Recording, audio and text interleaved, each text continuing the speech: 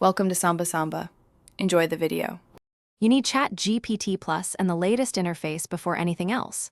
Open Settings, go to New Features, and turn on Beta Features. This unlocks plugins. Once done, return to Settings Beta Features to enable plugins specifically, because the plugin store depends on that toggle.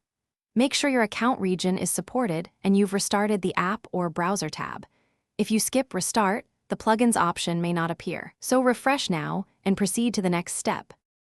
Switch to GPT-4 and select the Plugins option, then click Plugin Store to browse available tools.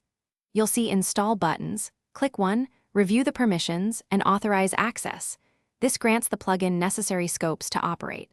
Once installed, return to the GPT-4 plugin selector and activate the plugin for your chat.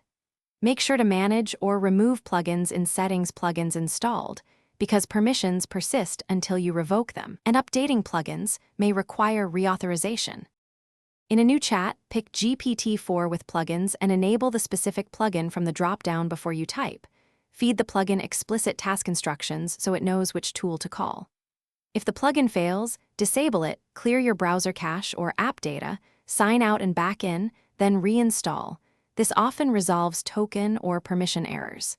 If problems continue, verify plugin permissions and your account limits. Contacting support with the plugin name and error details speeds resolution.